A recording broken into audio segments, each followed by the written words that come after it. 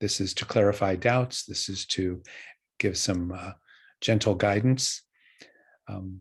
So that's where we're at. I am a Lama in the Kagyu tradition of Tibetan Buddhism. And I have not talked before about my teachers and training, but I did a traditional 3-year retreat. I think it was about 30 years ago already. So time flies. My teachers, my principal teachers were the previous Kalu Rinpoche, very eminent Lama from Old Tibet, and the lineage of the Karmapas, which extends back to great yogi Milarepa, and prior to that, great yogis in ancient India, Buddhist India, Tilopa, Naropa, etc. So we're not necessarily here to talk about history or even my history, but I realized I've never mentioned before sort of my lineage and background. So it's important to know sometimes who we are listening to or learning from. So that's all I want to say about that at this point.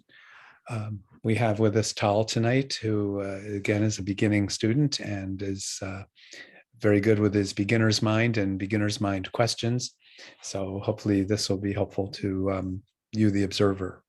So Tal, please feel free, fire away any questions you may have based on your recent practice. So based on my recent practice, I've been getting prepped to move some stuff and move out of town. So I've been moving boxes and had to move a whole bed, and my body is killing me. And when I went to do my practice, I felt it difficult to be in that sitting position because my back is in a lot of pain. So I basically sat cross-legged and leaned forward to stretch my back. Do you have any recommendations or remedies for maybe some other way of meditating or something that would help with that? Sure. So my advice would be get a good massage, find a good masseuse, do some yoga and stretching, perhaps take a hot bath, and then more stretching, and do all these things before you sit down to meditate, obviously. Yes, our bodies can sort of get in the way and they can distract us, and that's well, that's part of life. Right now you're young and relatively healthy, so as far as I can tell. But if you had some chronic pain in your body, you would have to deal with that even while you're meditating. If you had some serious problem or disease or something, you would have to deal with it. So our bodies are with us regardless of whether they're just sort of along for the ride and not bothering us, or they're giving us a little bit of grief for sending us messages.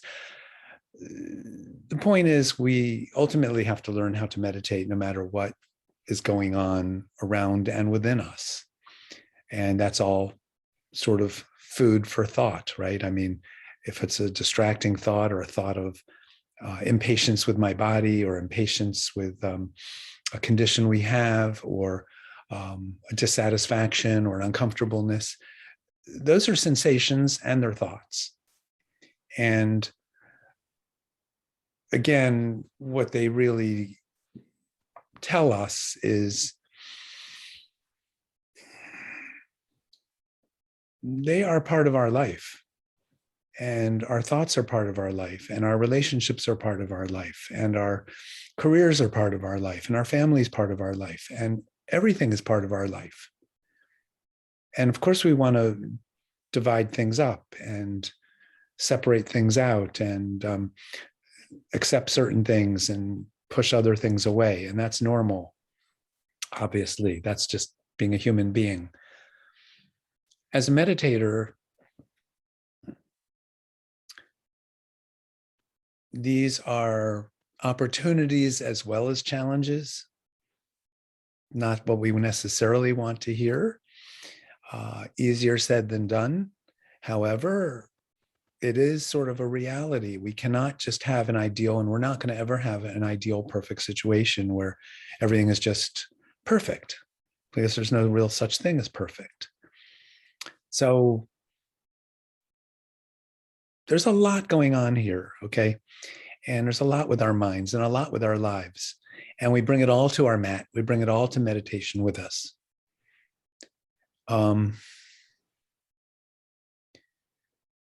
We want to optimize our situation. We do want to stretch. We do want to relax our bodies. We do want to have our body give us as little grief as possible, of course. And we have to make the most of it. And we can change our cushions under our butt, and we can, change our posture a little bit, like you mentioned, and do the best we can. But when we actually sit down to meditate, we sort of have to almost invite that in, or at least meet it on neutral ground, as opposed to seeing it as an obstacle or an enemy. Everything is how we perceive it, right? Everything is how we talk to ourselves. So let's circle back to what is the core practice that we're doing at this stage of meditation. And it is to stay as focused as we can with the object of meditation. As I'm instructing from the lineage that I've received, it's principally using the breath. However, as we've discussed, there are other objects of meditation that are valid and are also taught. So you can use any object, any external object, like a rock, a piece of wood, something natural, a flower, a statue of the Buddha, a candle, or the breath. And we will get distracted, and our body will draw our attention and to the various parts of our body that are hurting. Now, whether we dwell on that pain or that discomfort or that sensation, or for how long do we dwell on it, that's kind of the practice, the crux of it. We do acknowledge it. We're not trying to suppress or be in denial. That's an extremely important point. But we're not also indulging. So our practice will mature as we find some kind of, let's say, middle ground between objecting to it and pushing it away, or again, trying to suppress or deny, or indulging it. There's some kind of middle ground space that we can discover within our mind, within ourself, within our experience. That's going to be a maturing process in terms of our meditation practice. And it's doable. And it is hard. I'm not saying dealing with physical pain is a simple or easy thing, because it's not. It's one of the great conundrums of being embodied. As humans, we're very sensitive. And then we overlay on physical pain anxiety. Is it going to get worse? Is it not going to get better? And things like that. So we have all kinds of stories we start to generate. Meditation is cutting the story. It's acknowledging and recognizing the story, being mindful, as we talk about, being mindful of it. But then I use the term tough love, coming back, figuring out, learning, practicing how to come back to the, as I call it, the bare bones meditation, of coming back to the object of meditation and trying to stay with that. And then as we invariably get drawn, so we get drawn to, again, the dramas in our mind or the dramas in our body. They're all just dramas. They're all the same. They're just, different, but they're the same. So this is the process, how we learn to deal with the dramas in our mind or the dramas in our body. And, your question was sort of, well, what can I do about the pain in my body? And maybe I'm not really addressing that, except in the beginning when I said, take a hot bath, do yoga, get a massage. Those are real answers, because we do have to deal in a practical way with what's going on with our body, of course. That's maybe easier to deal with than the drama in our minds, So maybe pain in the body is almost easier. We may not think so, because nobody likes pain. But you can't suppress it or deny it. That doesn't work. Of course, you can take some Tylenol before you sit down to meditate or something like that. You can use a heating pad. I mean, you can do anything you want externally to try to minimize the pain and discomfort. It's valid. There's no objection. There's nothing wrong with that. You know, you're not breaking any rules or anything like that. So if it's too much, don't meditate. Take a break. Take a day off. Miss a session. It's not going to be the end of the world. We don't have to be heroes. You know, if it's too much, it's too much. We have to be kind to ourselves also. So I guess I don't really know how to answer your question other than that. If you want to follow up with further question about this, please feel free. Maybe I can say something a little more insightful. I think that answered my question, which is basically do what you need to do, even if you sit down and then realize what kind of pain you're in. Just, it is what it is. You kind of have to just go with it. And if you can alleviate it by leaning forward like I did, then do that. Yeah, we're not trying to be statues or robots or blocks of wood that can't move or anything like that. The idea is to be natural, which means to be honest. Again, if you've got a drama in your mind, we're not trying to stop it. We're just trying to acknowledge it and then move our attention back to the object of meditation. Again, remember, at this stage, we're practicing something called shamatha, or shine in Tibetan, and it means developing one-pointedness. It means we are learning to deal with distractions. Again, as I keep saying, distractions of the mind, like dramas or stories, or distractions of the body. But we are trying to, let's be clear about what we are attempting to do in our meditation over the next, let's say, year or two, or at least 6 months. You know, we have a chunk of time. We go, okay, I'm developing certain muscles. I'm working on certain things.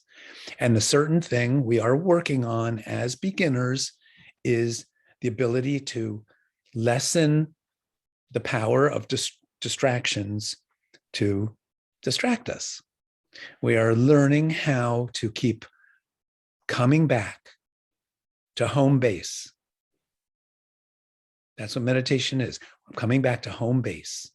I'm coming back to my center, you could almost say, you know, to my core attention. Just keep coming back, keep coming back, keep coming back. We get distracted, we come back. We think about something, we come back. We feel the pain in our body, we come back. And we just keep doing it. And it's boring. It's not that exciting, yet it's extremely important because, again, we are learning how to focus the mind, sort of, we could almost say concentrate the mind, but keep the mind sort of in one place, you know, sort of, again, with attentiveness that starts to become more and more ongoing. So every time we get distracted, it doesn't completely derail us. It doesn't completely throw us off the horse. If it does, we get back on the horse, but we don't let it keep us off the horse. We get back faster and quicker and more promptly. And then we stay on the horse longer and longer periods of time. Then yes, we start to get thrown off or something. We get back. And that is the whole practice. Again, we use the breath, we watch the breath, we watch it going out, we watch it coming back in. We watch the quality of it. We are mindful of it. We're mindful of everything, every thought we have, every sensation we have, what's going on with our bodies, what's going on with our posture. Mindfulness. So mindfulness is married to present focus. It's the same thing. So stay mindful. If you have pain, stay mindful. The story is, I don't like the pain. I want it to go away. Maybe I need to see a doctor. Gee, I should make another appointment with my massage therapist. Whatever it is, Those are the stories. That's not the pain. That's the story on top of the pain, right? That's what's important here. So be mindful. Watch how your mind relates to pain. Is it fear? Is it some other emotion or something? But be aware of it. And that will extend into our whole life, not while we're meditating, while we're out in the world, while we're going to the store, while we're having a conversation with a friend or a loved one. It doesn't matter. Mindfulness becomes a way of life. It's not just something we do while we're on our meditation mat. I told you a couple of weeks ago, I mentioned every time you get in your car, whether it's to go to the store or even you've gone to the store and you're getting back in your car, every time you get in your car and sit down in the seat, before you turn the key on, take 30 seconds or a minute or a minute and a half and just sit quietly in a good posture, dignified, and just relax. And then notice what you're noticing. Come do a little mini meditation, mindfulness session of bare bones meditation, just observing the breath. 30 seconds, a minute, minute and a half. That's great. Let's not say that's not enough or it's too short to even amount to anything. That's the training. So I've said before, in this lineage, we say we do short meditations, but we do them many times throughout the day. So like that. Similar in vein, occasionally I'll do that when I get into a shower. I know there's a lot more stimuli, so maybe it's not necessarily recommended, but I do that once I'm settled in. I'll take like a minute or 30 seconds and kind of Shower's as good as the car. I mean, wherever you find yourself and you have the presence of mind to recall, oh yeah, this is a momentary opportunity to just do some bare awareness. Just tune in, just stop for a minute. And it's very good. I was talking to one of my nieces the other day, and she's 7. It seems that we kind of start out as these in the moment, be here now type creatures, and then we kind of veer into these not even realizing that there's necessarily a battle of focus of being here now. It's, in general, not everybody has different stories out there in their lives, but it seems that I kind of noticed that recently. I don't know, I just wanted to mention that. But well, of course, children's lives are a little simpler and things get more complicated as we grow up and have more responsibilities and interactions and everything else. So I think that's a natural progression. But there's no problem here with any of this. It's important to realize that everything's an opportunity. Every moment's an opportunity. That's a powerful thought, right? Every moment in our life, every breath we take is an opportunity. And that's the point of, I think, of Dharma, of Buddhism, of meditation, of true practice, is realizing that every moment is an opportunity and that we start to actually take responsibility over each moment of our life. That is how we develop a continuity of mindfulness. So it's really accepting that responsibility. Say, I fully take responsibility. That's being a Buddhist, in a sense. It's an affirmative, very affirmative statement. I'm here to take responsibility over my life every single moment. Maybe a tall order, maybe we don't achieve that, but that's what we affirm that we're capable of, and that's what our aspiration is to achieve. Mindfulness in every moment.